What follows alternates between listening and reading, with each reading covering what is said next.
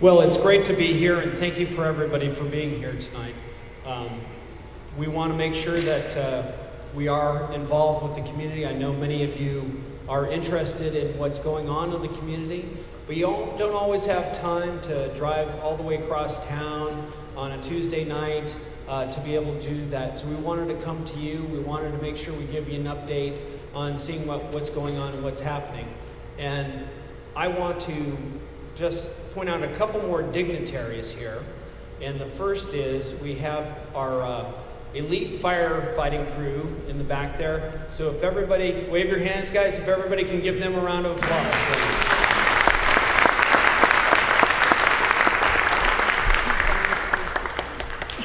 And then we're also having, we also have Captain Kennedy. She will be giving a brief a little later and talking to you about how the police are doing, especially in our community. And I very much appreciate her time and here being accessible to our citizens, so please give her a round of applause.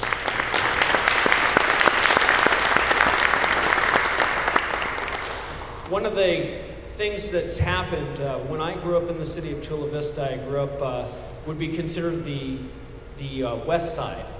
And back then there was really no east side.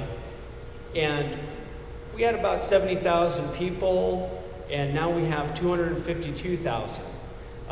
We're the 14th largest city by population in California, and we are the 75th largest city by population in the entire United States. Also, we are geographically larger than the city of San Francisco. So we now are a growing city. And one of the things that the people decided to do is instead of being elected citywide, we're now going to be elected via districts. And these are the new districts. I'm in District 1. As you can see, we're up here in District 1. District 1 includes Eastlake, Bonita, College Estates, Rancho Del Rey, Rolling Hills, Bella Lago, and some of the surrounding communities. So it's an incredibly vibrant community, incredibly great community in my opinion. And we need to make sure that as a community now we come together, and it's now my responsibility to make sure that I get your needs and understand your needs and make sure that we solve your problems. I'm actually the last council member ever to be elected citywide. So now we have gone to districts, and in the future, the next 2018, 2016, you're gonna see that District 3 and 4, which are the southern districts, will be up for election. Also, some things that are going on is, does anybody know about the Olympic Training Center? Well, that's good. It's interesting because I would go up, and I've worked in Sereno Valley and up north, and the farther I would go north, I would talk to people and say, yeah, we've got the Olympic Training Center down in Chula Vista. And people would go, what? You guys have an Olympic Training Center down there? When did that happen? And I'm like, well, since the 90s. And yes, you can laugh. And so what happened is we still have a great Olympic Training Center. It is something that mission was to focus on its high elite athletes. But the Olympic Committee was losing $3 million a year. And knowing finances and things like that, you can't continue to lose $3 million a year when you're running an operation like that. So they were looking at closing down the Olympic Training Center. We as a city wanted to keep the asset though. So how do you make sure that we can find a win-win situation? We clearly didn't want to risk any of our general fund. We didn't want to lose $3 million by taking it over, but we did want to retain the asset. So we found a great opportunity to be able to have a third party, Point Loma Trust, run the Olympic Training Center.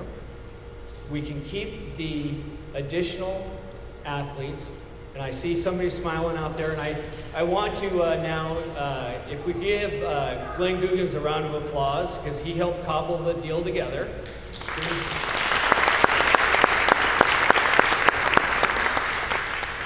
And what happens is Point Loma Trust is going to be able to run the Olympic Training Center. We're going to be able to have more community involvement. When you talk about soccer clubs, when you're talking about softball, other type of sports where people actually want to be able to play at the Olympic Training Center, we're now going to be able to have opportunities to do that. The elite athletes will still be a priority, but there are many times when there are openings to be able to have the community come in and be a spectator, as well as community members to come in and actually participate in the sports there. We're looking at having a 5K later this summer at the Olympic Training Center. And how many people are going to relish the idea that they can run the same paths that the women's Olympic soccer team ran on, and so many of the other Olympians did.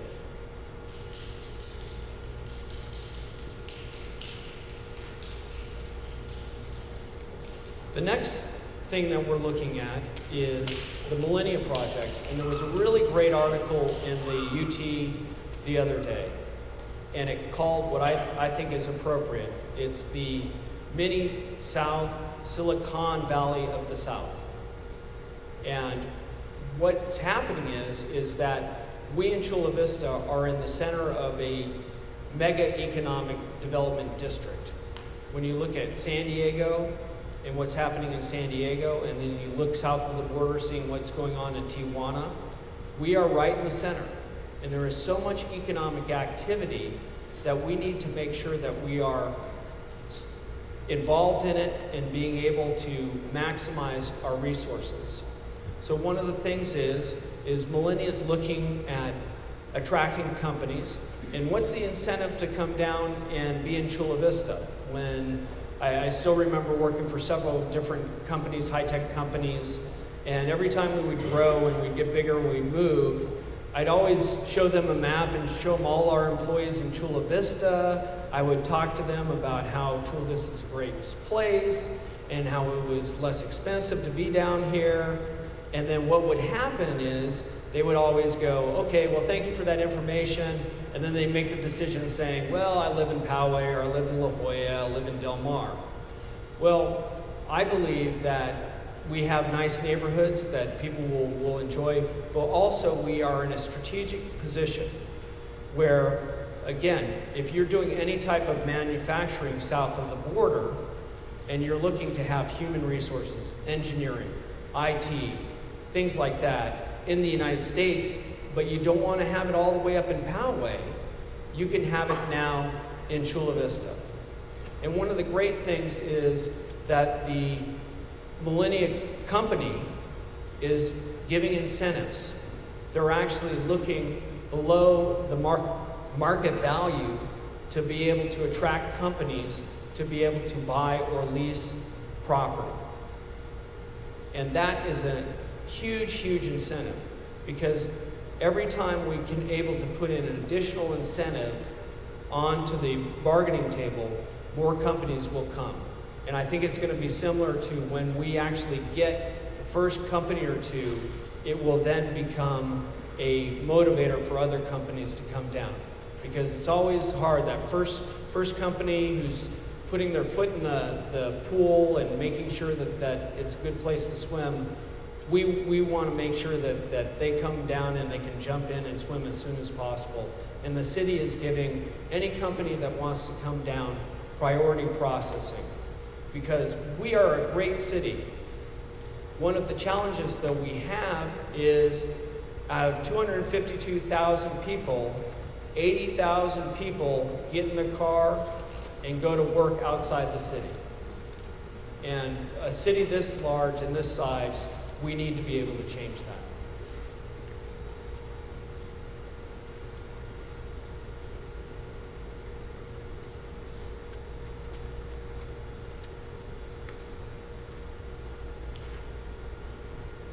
Now, trivia question for you. How many hotels in Chula Vista east of the 805? Okay, on three, everybody. 1, 2, 3. 0. Exactly. So when I talk to companies and I say, hey, we'd really like you to come down to Chula Vista. We're an up-and-coming city. We have all these advances. We have all these great things. And then they go, okay, well, we'll send somebody down maybe next month. Where can they stay where you're talking about? And I go, well, maybe they can stay in Mission Valley, or maybe they can stay in downtown San Diego. And then we lose credibility. We lose credibility because if we're this future high-tech company, if we're this city that's 252,000 people, and we're this growing community, why don't we have a hotel? So one of my main ideas was to be able to get quality hotels. I just didn't want to get a Super 8. I didn't just want to get something that was as unfortunately we have on the west side, some no-tell motels. We wanted to be able to bring in quality hotels. And the great thing is we now have a Marriott that is going to be open by the end of the year, 2016. So we can have Aunt Emma stay at the hotel close by instead of at her house. And we can make sure that, again, we have several people here like Kevin Marshall, who's the president of this Chamber of Commerce. We tend not to have our installation dinner or events in the city of Chula Vista when we have an installation dinner. But it will be great now that we can actually have events inside the city. Also, the great thing about the hotels is, does anybody know what a TOT tax is? Yeah, I see a lot of heads, a lot of people know that. It is a great opportunity for revenue for cities. We need to build a new fire station. We're looking to build a fire station in Millennium.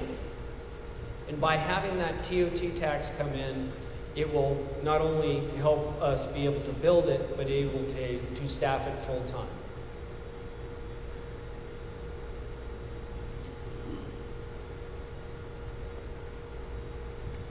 Now this is something that I want to say. We have the president of Sharp Chula Vista Hospital here, and thank you for being here, Pablo.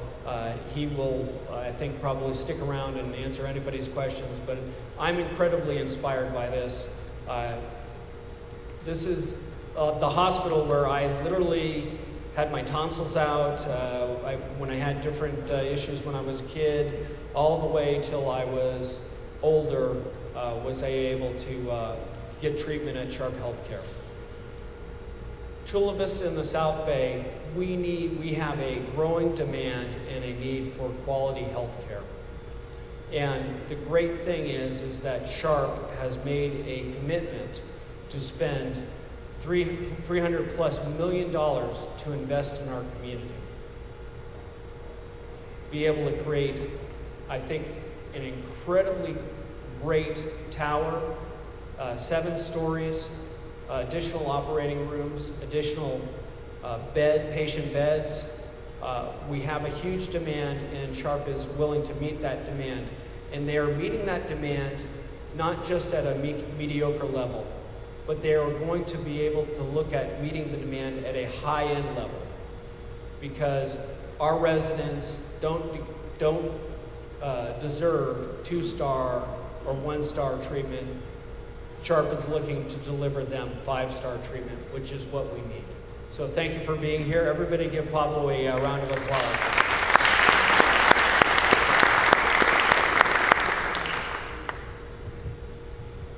Now, one of my projects are mainly focused on what's happening here on the east.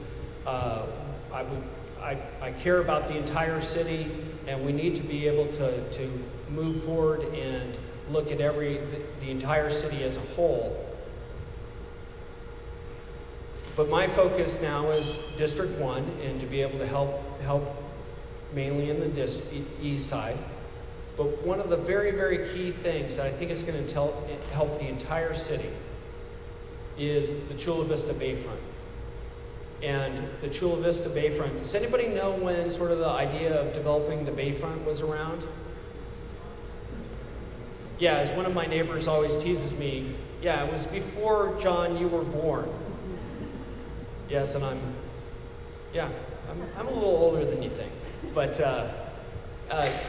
this is a great thing that we're going to be able to do. And we actually started creating a master plan back in 2003 when I was originally on the council. We were able to move it forward. And the great thing that I really felt was at that time, because we needed to move forward with the Bayfront, we had people from all walks of life, from people who were incredibly pro-business to people who were incredibly environmentalists, and we all put everybody in the room and said, hey, let's work together. Everybody has to compromise. Because again, for more than 50 years, go down to the Chula Vista Bayfront and look and see what's happened. San Diego's done a great job. They have Seaport Village, they have the Convention Center, Petco Park. You look at many of the other cities and see their benefits. It's now time for Chula Vista to have a great world-class Bayfront. The great thing is we are right now in this public information, in negotiations with Rita, a developer from Houston, and they are looking to put in a $500 million hotel resort convention center. We hope to be able to say something by the end of the year, but I think in seeing the negotiations move forward and sometimes not move forward, I can say before I think we used to be at the 40-yard line. I think right now we're at the 5-yard line. I apologize if people don't like the football analogy, but and the great thing is this should be a project that all Chula Vistans should be able to be forward for. And we need to be able to compromise and work together. Because pettiness is going to, all it will do is delay the Bayfront for another 10, 20 years. And now is the time we need to unite and come together. It will be 7,000 jobs to be able to build the Bayfront and another 2,000 jobs permanently. And grew up on the west side, and when you look at the west side and the challenge of us redeveloping that west side and bringing up incomes and bringing up property values, if we're able to get the Bayfront done, you will see a tsunami of property value increases come across the west side. And when you have those value increases, you will have people that will start investing and who will revitalize and renew their communities, and it will be a wonderful thing.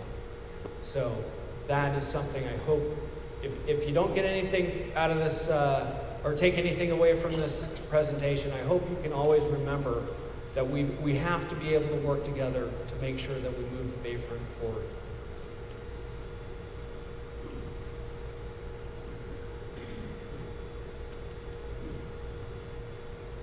Restoring city services.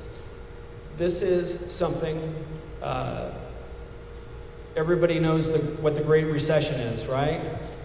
As you know, it's been a long, long challenge for the city now because one of the challenges we had is that we had so much growth. And I remember during the housing crisis, 2006 to 2008, and a couple years after that, you would look at our city, and our city's a rectangle. And as you would go farther and farther east, you would see all the little dots of housing foreclosures. And you go farther east, and there'd be more. And then when you went to the newest communities, you would just see all these houses getting foreclosed upon. And that wasn't good for our residents, and it was difficult for our city services and what we needed to maintain. We now need to be able to look and see how we can restore all those city services. I remember when I used to be on the council, we would have street sweeping once a week. Now we have it once a month. And it's these little things, and these little things that we maintain our sewer system and our roads, things like that, that we need to continue to do, because in the long run, it will hurt us all, and it will stop us from maintaining a good quality of life. So we are looking forward to being able to maintain things. One of the things in my last budget, we had many people who would call me with tree trimming problems and things like that. I was able to find another $100,000, put that in. So slowly but surely, we're going to be putting in more money to make sure our city services are maintained and doing well.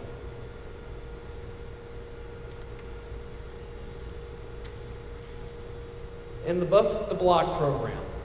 This is one of my favorite programs. I think there are a lot of people, a couple of people that I see that actually participated. And what we want to do is we want to enableize our citizens to be able to get together and be able to, when you see something wrong, don't just wait for somebody else to do it. Don't wait till you think, oh, I'll sit here and maybe ask this person or that person and see if they can get it done. What we want to do is be able to organize and be able to go out and do positive things. And the Buff the Block program is a great opportunity where we are able to get together as a community, find a block area, go through, pick up trash, be able to help things, to clean them up and get better. And we will be doing more and more Buff the Block programs. Also, does anybody have any kids who are in high school? I see a couple here.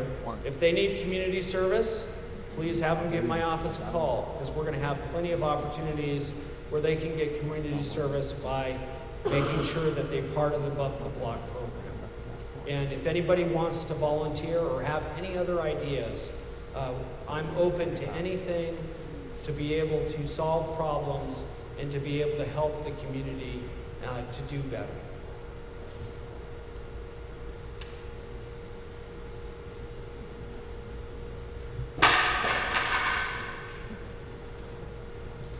And now I have one of my favorite times, and this really is the most important part of the State of the District.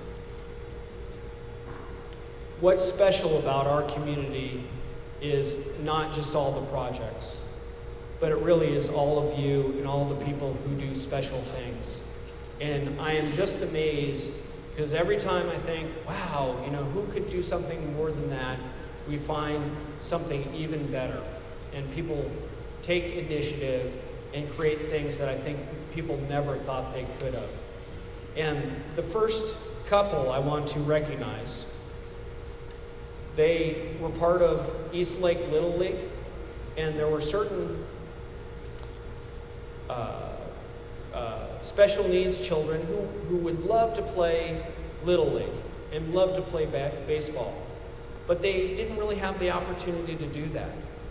And I want to go ahead and recognize these people, because they have given so many people, not only the kids that are playing, but also the kids that will help them play, because it creates friendships and it also creates a way of empathy and compassion towards other people.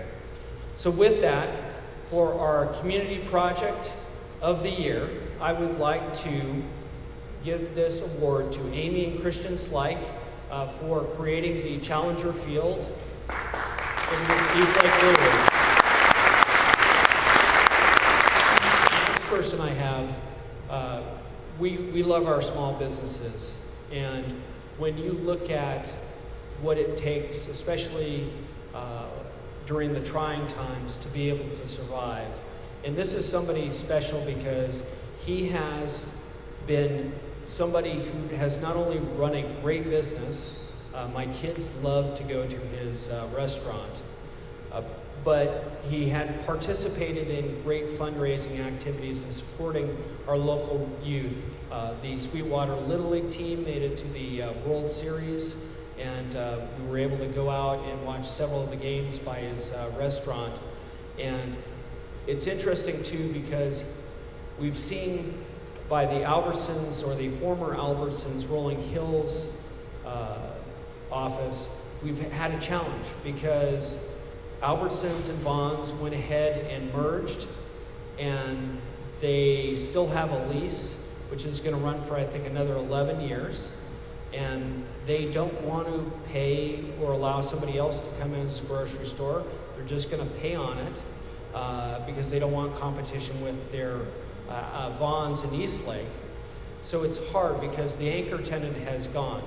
But I think this restaurant is something where people will drive out of their way to go to, and we always try to go there when we can. So for Businessman of the Year, I want to present this to Santino Pizzo of Pizzo's Pizza. So for Woman of the Year, Lourdes Valdez.